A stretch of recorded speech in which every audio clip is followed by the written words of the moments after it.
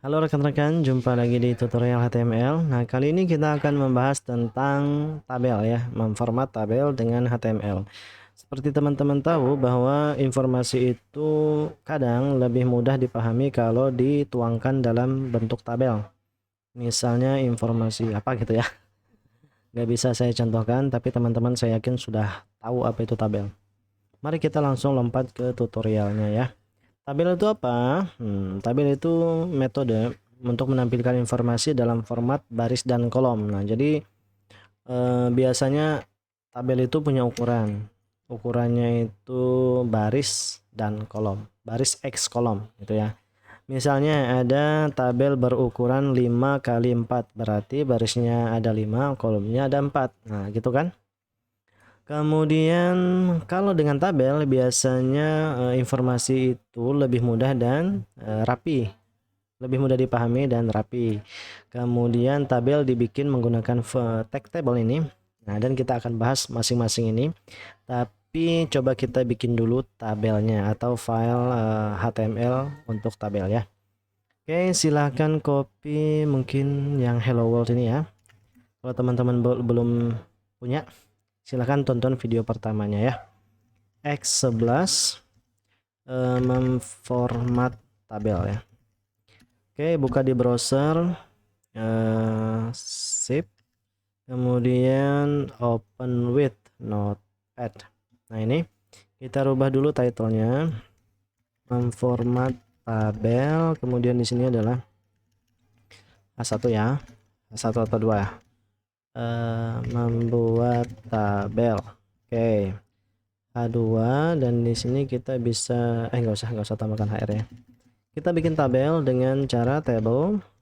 Nah, sip, tabel ya. Kita tutup dulu. Tabel itu harus di akhir dia memiliki row atau baris kan. Nah, row itu dibikin menggunakan tag tr. Tr itu singkatan dari table row. Tulisannya table row. Nah, gitu ya.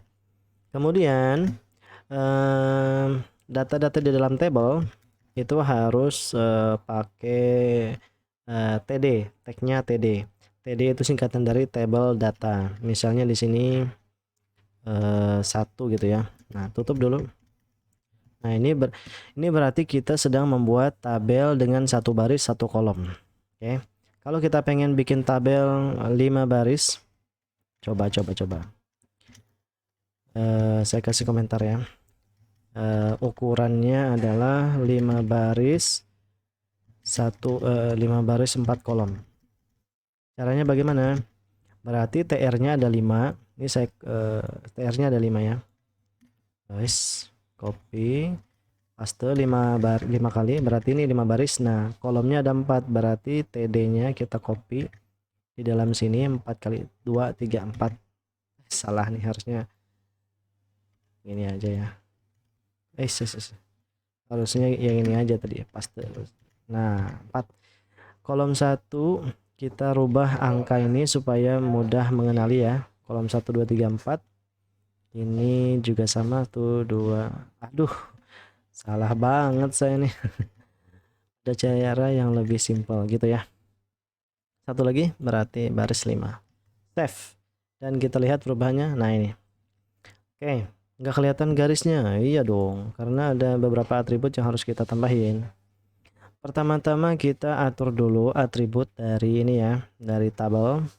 Kita mulai dengan border aja ya, nanti width dan sebagainya menyusul. Border, tambahin di sini atribut border sama dengan 1, defaultnya 0. Nah, atribut border ini tidak disarankan digunakan di web karena di HTML5 dia tidak didukung. Border biasanya ditambahkan untuk tabel itu pakai CSS. Tapi ya nggak apa-apa lah ya, kita pakai tabel. Nah, di sini mudah sekali ya. Jadi bordernya akan kelihatan, semakin besar maka semakin besar pula garis dari tabelnya. Nah, begitu. Agak unik ya. Lanjut, atribut berikutnya adalah apa nih?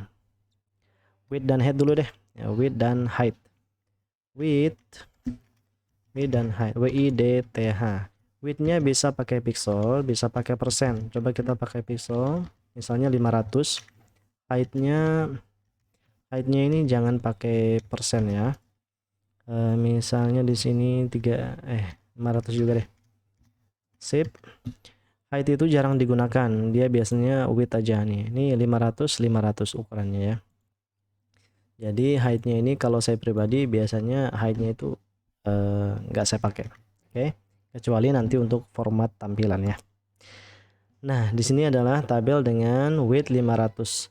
Bisa kita pakai persen, misalnya 100%. 100% berarti satu body ini, keseluruhan tampilan ini akan diisi dengan tabel ini. Coba.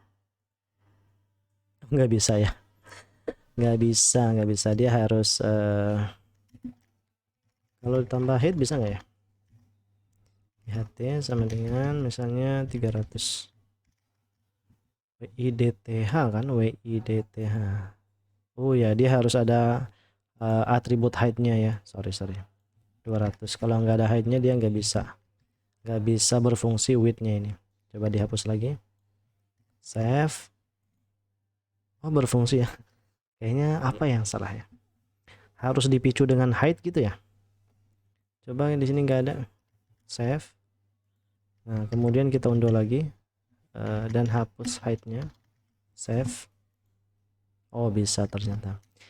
Kemudian mungkin bisa kita coba 80%, berarti 80% halaman ditampilin pakai height, pakai width-nya ya, ditampilin tabel dengan 80% total halaman ini. Sudah width dan height, sekarang saya pengen ke align dulu deh, align table. Nah, jadi tabel kalau kita pengen bisa ditampilkan di tengah, di kiri atau di kanan ya. Misalnya ini align sama dengan center, kita pengen tampil tabelnya di center atau di tengah-tengah, maka tinggal ganti ini center. Oke, maka dia akan di tengah-tengah tuh gitu ya. Cukup menarik. Kemudian kalau pengen di kanan berarti pakai right. Nanti dia akan di kanan tampil. Kalau mau di kiri berarti pakai left ya. Nah, saya pakai center aja. Dan ini juga bisa nggak di center. Sayangnya atribut align table ini nggak didukung di HTML5. Jadi hati-hati penggunaannya ya. Dia akan membuat error kadang-kadang. Nah, ini center. Kemudian di sini atribut lain adalah cell padding dan cell spacing. Cell padding itu apa? Nah, teman-teman bisa lihat aja perubahan di sini. Nah, cell padding. Saya ginikan dulu ya. Tambahin di sini cell padding sama dengan 10 misalnya. Save. Apa itu cell padding? Nah, itu jarak antara konten dengan garisnya, garis sisi-sisinya. Ini masing-masing ini disebut sebagai sel. Pertemuan antara sel, antara kolom dan baris disebut sebagai sel. Nanti saya akan jelaskan lebih lanjut ya. Jadi ini kontennya kan. Nah, kontennya itu 1, 2 tulisan ini. Nah, jadi kalau semakin besar berarti semakin besar sel paddingnya, berarti ada jaraknya di kiri 10, atas 10, kanan 10, bawah 10 gitu. Kalau cell padding, nah kalau dia 0, save aja. Nah, itu jadi jarak antara konten dengan garisnya itu semakin kecil. Cell spacing selanjutnya sama dengan misalnya 10 juga. Cell spacing itu apa? Adalah jarak antar sel. Berarti nanti coba lihat aja deh. Nah, tuh antar sel ini ada jaraknya kan. Nah, semakin besar misalnya 100, makin besar juga jarak selnya. Nah, begitu. Teman-teman paham ya? Kalau dia 0, nah nanti teman-teman bisa dapat efek seperti ini. Tuh, garisnya akan menyatu antara konten dengan spasi selnya, dia nggak ada jarak maka dia akan menyatu. Itu mengenai atribut cell padding. Border sudah. Backgroundnya sekarang. Jadi tabel itu bisa kita tambah background ya. Bisa BG color atau BG image. Coba kita tambah BG apa ya? Saya cut dulu deh ini. Taruh di sini ya. Kita kasih BG color sama dengan blue violet ya. Oke, maka seluruh tabel akan berubah warna. Kalau BG image bisa nggak ya? Tapi ininya dihapus. Kayaknya nggak bisa ya, harus pakai CSS kalau nggak salah. Di sini sudah ada gambar kan, image asset. Di sini ada flying bird. Sini kapan ya saya bikinnya? Kayaknya di teman-teman nggak ada ya. Teman-teman silahkan tambahin aja gambar apapun di sini ya. Sesuaikan namanya image assets. Oke, nah paste. Coba bisa nggak? Tuh nggak bisa ya. Ini harus pakai CSS. Coba saya tambahkan CSS-nya.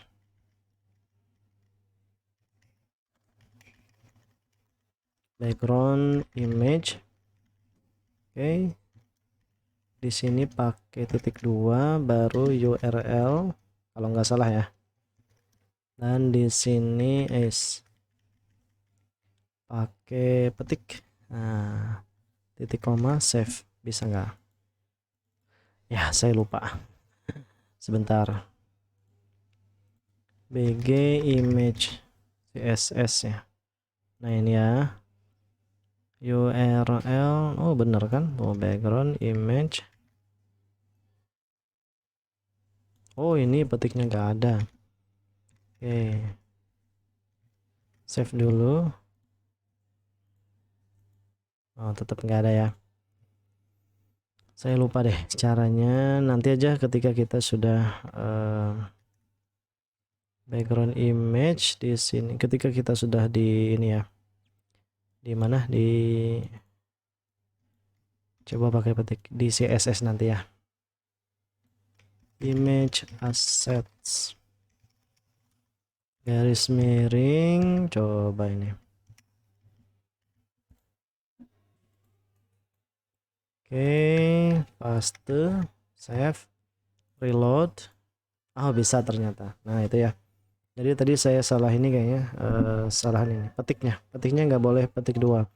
Kalau di sini teman-teman pakai petik 2, maka kalau ada elemen atau atribut yang perlu petik, dia harus berbeda ya. Dan ditutup dengan petik yang sama. Ini petik tunggal berarti petik tunggal. Kalau di sini teman-teman pakai petik tunggal, maka boleh di sini pakai petik 2 untuk membedakan antara petik satu dan petik lain. Jadi ini diperlukan oleh browser untuk membedakan ini mana petik penutup yang mana gitu ya. Oke, misalkan di sini kita jadikan 90 supaya kelihatan gambarnya ya. Dan di sini height-nya adalah 500. Oke, save. Nah, itu kelihatan background image-nya ya. Tapi ini dibikin pakai CSS. Nah, jadi nggak rame. HTML biasa nggak bisa pakai background image ya. Saya ganti aja deh ya. Balikin lagi ke BG color sama dengan blue violet deh. Sementara ini. Sip. Nah, seperti itu. Atribut berikutnya apa? Di sini kita akan membahas tentang ini dulu ya. Sebelum ke background cell dan align cell. Nah, ini ada penjelasan sel merupakan pertemuan titik dan baris. Kita akan bikin tabel dengan tabel head ya, tabel head, kemudian tabel data. Nah, oh ya, sorry. Tabel data tuh yang ini nih, tulisan ini 1, 2 dan seterusnya itu tabel data. Makanya diapit tag TD, tabel data ya. Kemudian table row itu ya baris ini ya, table row. Kemudian table head. Nah, kalau yang kita ini nggak ada headnya ya. Table head ini langsung data aja tanpa ada head. Untuk membuat head itu posisinya bisa di atas, di kanan, di bawah atau di kiri. Saya pengen bikin di sini misalnya di atas ini ya. Ini untuk kolom ya. Saya pakai angka aja. Table head dibuat bukan pakai TD tapi pakai TH. Nah, TH/TH. Ya gitu ya. Jadi beda. Saya copy dulu, paste,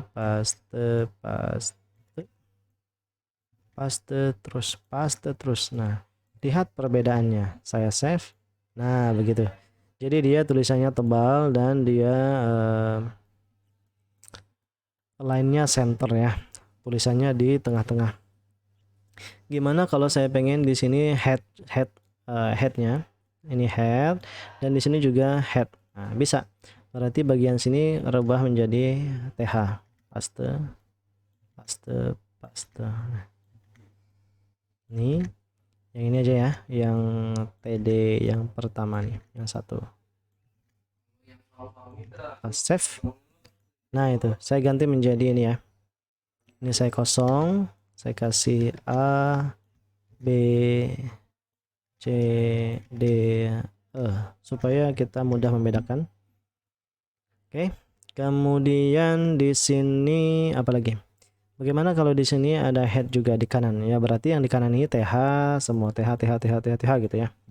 Kemudian kalau mau di bawah ada TH ya berarti tambahin TR satu lagi gitu. Ya udah, tambahin aja TH di sini, paste aja. Ganti kontennya di sini menjadi apa gitu ya. Nah, begitu. Oke. Mudah sekali. Saya nggak perlu tambahin kayaknya. Save. Nah, itu mengenai bagian-bagian tabel ya. Harap teman-teman eksperimen sendiri. Misalnya bikin tabel yang cuma ada TH di kirinya, yang ini nggak ada headnya. Nah, berarti gimana caranya? Berarti ini dihapuskan.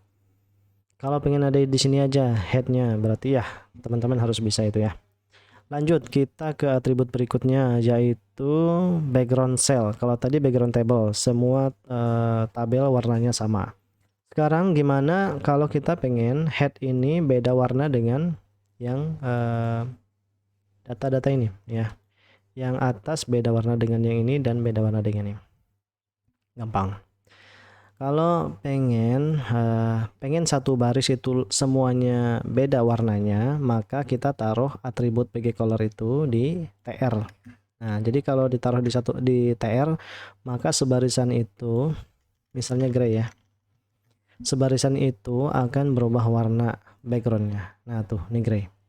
Jangan gray deh, yellow ya. Nah, save. Yellow. Save. Nah, semua sebarisan. Tapi kalau teman-teman taruh ini di salah satu sel saja, salah satu ini misalnya di 2 ya, atau di sini deh di TH yang kosong. Save. Nah, maka sel yang itu aja yang berubah. Nah, begitu ya. Itu triknya. Sip, misalkan yellow dan saya pengen A B C D-nya yellow, berarti kalau yang ini kita kasih di TR. Nah, untuk A B C D ini kita taruh di masing-masing A B C D-nya. A B C D save, dan kita punya table seperti ini. Gimana kalau kita pengen, oh ini tulisannya masih ini ya, ini satu saya rubah dulu ya supaya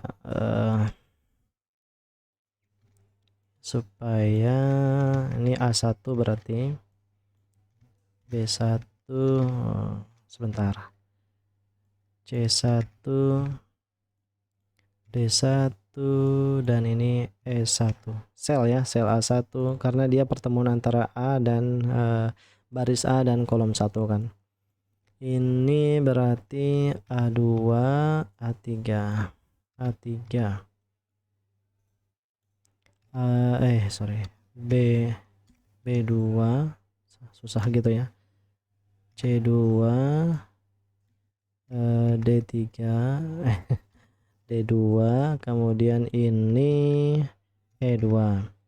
Nah, ini B3 C3 D3 dan E3. Save dulu. Nah, begitu. Nah, gampang ya. Kemudian kita perlu, tadi sudah sel ya. Oh ya, saya lupa. Ini pengen B1 C2 dan D3 ini sebentar. Saya pengennya B1 D1 C2 B3 dan D3 ini punya background putih. Nah, berarti gimana caranya? Oke, gampang. Berarti kita cari ya. Apa tadi? B1 C2 B3 D3 D1. Aduh, lupa. B1 background white ya. White itu putih. Oke, kemudian apa lagi? Sel D1, cari D1. boleh langsung cari C2 bisa. Tapi saya di sini per barisnya C2, baris ini berarti B3 D3.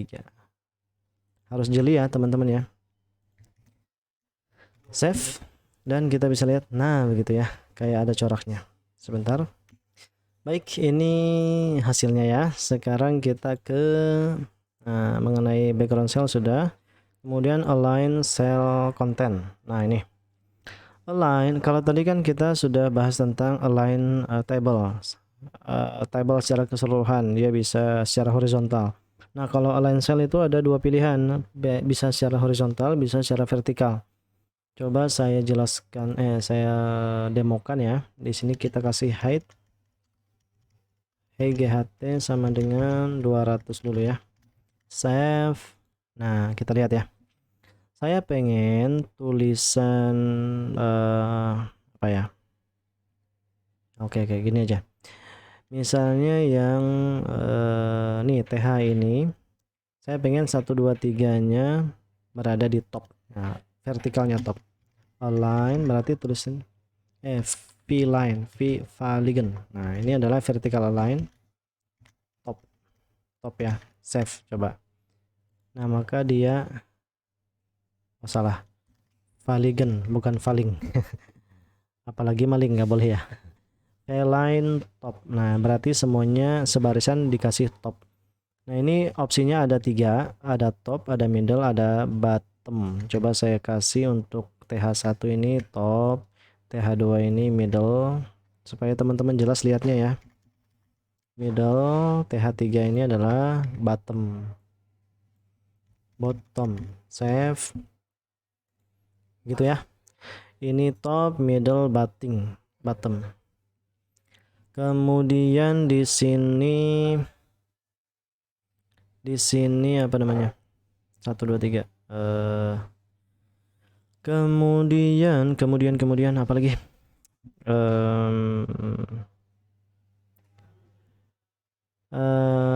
Yang horizontal. Nah, misalkan saya pengen yang satu di kiri, ini di tengah, yang 3 di kanan. Gampang.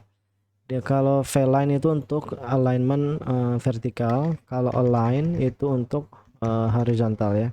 Ini left itu kiri berarti. Nah, sip. Kiri, kemudian 2 itu berarti di center.